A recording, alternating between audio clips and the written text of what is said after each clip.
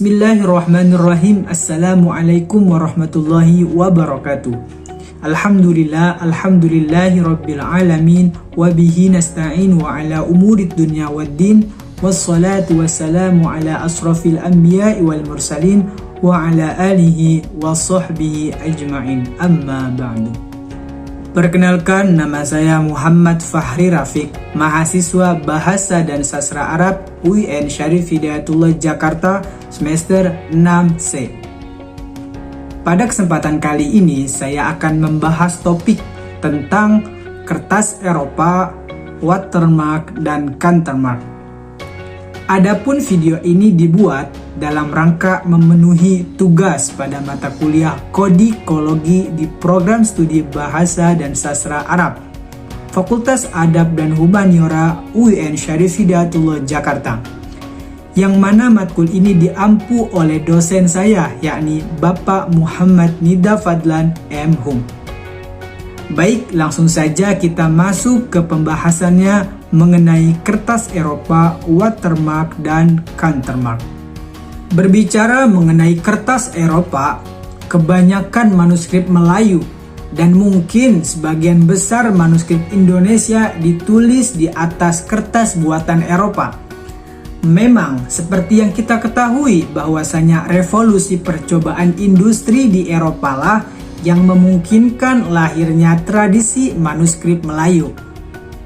Akan tetapi, yang harus kita ingat bahwasanya masyarakat Nusantara sebelum menulis manuskrip di atas kertas Eropa, mereka sudah terlebih dahulu menulisnya di berbagai bahan. Seperti apa? Seperti di kulit pohon, kemudian di daun lontar, kemudian di bambu, di kayu, di rotan, bahkan di pelat tembaga pun mereka sudah menulisnya, kemudian di tanduk kerbau dan produk hewani lainnya. Lalu kertas Eropa juga memiliki ciri khasnya tersendiri. Nah, berbicara mengenai karakteristik atau ciri khas dari kertas Eropa, R. Jones dalam artikelnya mengatakan bahwa alasan beliau mengkaji kertas Eropa ini adalah yang pertama, karena kertas Eropa merupakan kertas yang sangat komunikatif sekali kepada orang-orang yang ingin mengkajinya. Dan kertas ini juga yang akan selalu memberitahu kita bagaimana dia dibuat, kemudian apakah dia ini dicetak ataukah ditenun gitu. Dan kertas ini juga yang memberitahu kepada kita bagaimana ukurannya, serta di negara mana dia dicetak dan oleh siapa dia ini dicetaknya.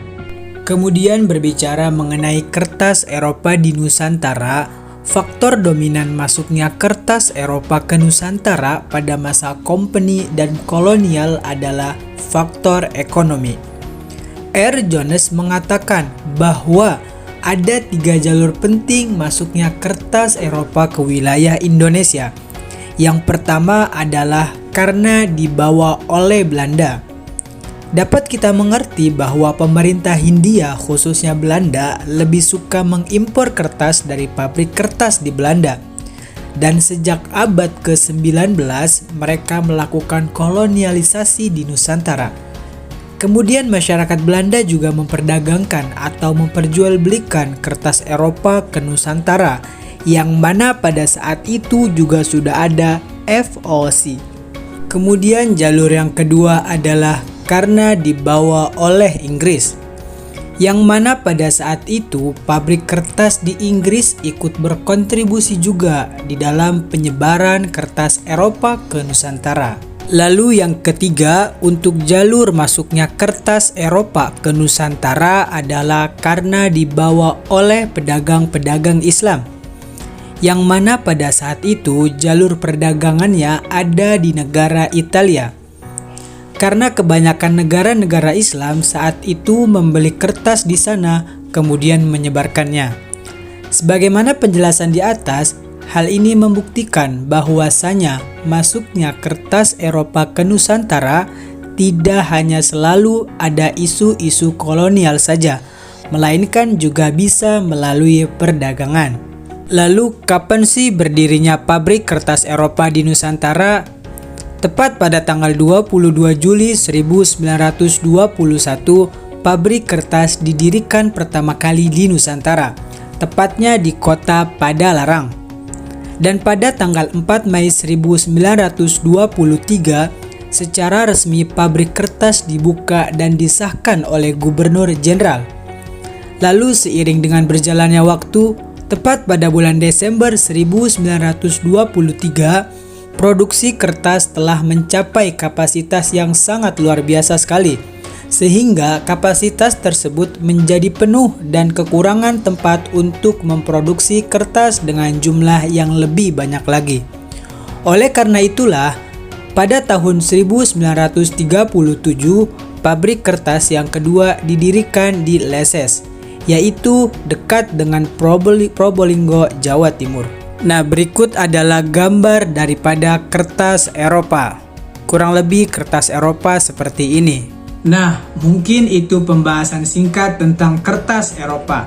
Dan pastinya teman-teman sekarang sudah bisa tahu nih, kertas Eropa itu apa, kemudian ciri khasnya itu yang bagaimana, bentuknya itu yang seperti apa, kemudian masuk ke Nusantaranya itu kapan, dan lainnya. Lalu selain kertas Eropa ada juga yang namanya watermark dan cantermark. Bahkan di kertas Eropa pun ada yang memiliki watermarknya. Nah, untuk penjelasan tentang watermark, langsung saja kita simak pembahasannya. Berbicara mengenai watermark, salah satu aspek kodikologis dari sebuah manuskrip yaitu aspek watermark yang terdapat di kertas yang dipergunakan untuk menulis. Menurut Marilyn, watermark merupakan simbol atau gambar yang terdapat pada sebuah kertas yang dapat terlihat jika kertas tersebut diterawang ke arah cahaya. Dalam kertas buatan tangan, bentuk watermark sudah menyatu dengan cetakan kertasnya. Adapun pengertian lain mengenai watermark ialah tanda atau lambang pabrik pembuat kertas tersebut, yaitu ditandai dengan memakai daftar cap, sehingga dapat diketahui pada tahun berapa kertas tersebut dibuat. Dengan kata lain, watermark atau cap air yaitu lambang pabrik pembuat kertas yang menunjukkan tahun pembuatan kertas. Pada pertengahan abad ke-8 atau abad ke-14, Eropa membuat kertas watermark yang digunakan di dalam manuskrip. Namun, dalam Kekaisaran Ottoman, kertas watermark dari abad ke-9 atau abad ke-15 ditemukan masih relatif banyak jenis kertas yang non-watermark, yang sebagian besar tetap masih dominan, dan hal tersebut sebagai bukti bahwasanya kertas yang tidak berwatermark pun masih bertahan dan masih ada. Dan ini adalah contoh dari watermarknya. Simbol watermark banyak ditemukan dalam bentuk binatang. Ada yang berbentuk gajah, berbentuk harimau, kambing, domba, naga, kucing, kuda, dan kijang, serta yang lainnya. Nah, jenis-jenis binatang ini biasa ditemukan dalam watermark dari pertengahan abad ke-14. Sedangkan simbol binatang ayam jago bukanlah suatu tanda yang umum ditemukan pada kertas Eropa pada zaman itu. Namun, di Perancis banyak juga ditemukan contoh watermark dalam bentuk ayam jago pada buku-buku antik dan manuskrip. Selain itu, ada juga watermark yang ditemukan dalam bentuk jenis burung dengan berbagai bentuk. Ada pula yang menemukan lambang ikan dengan jumlah yang tidak terbatas, sehingga seperti halnya udang yang hidup di lautan. Pada kertas yang berwatermark, biasanya tampak dua macam garis, yaitu garis tebal dan garis tipis.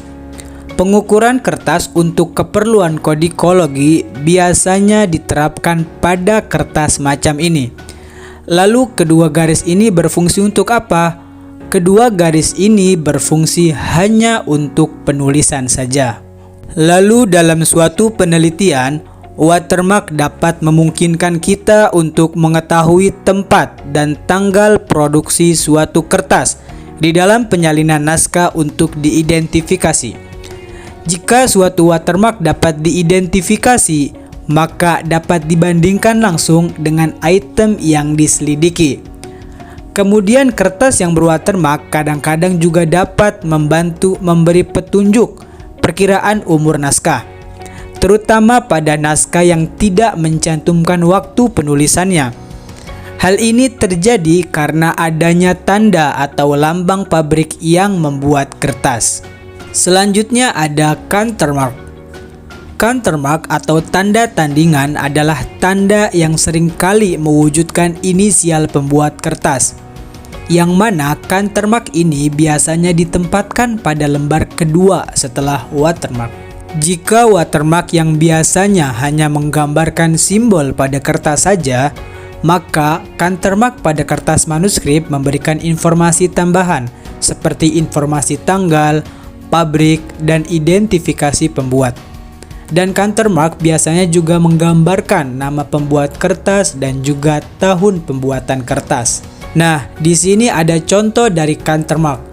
Pada countermark di sini menunjukkan tanggal kertas itu dibuat, meskipun terlihat masih banyak countermark yang sangat sulit untuk diidentifikasi di sini. Karena countermark memang mudah berbaur dengan garis yang terlihat dari garis kawat dari jaring. Baik teman-teman, mungkin itu saja penjelasan singkat dari saya mengenai kertas Eropa, watermark, dan countermark. Lebih dan kurangnya saya mohon maaf. Wassalamualaikum warahmatullahi wabarakatuh.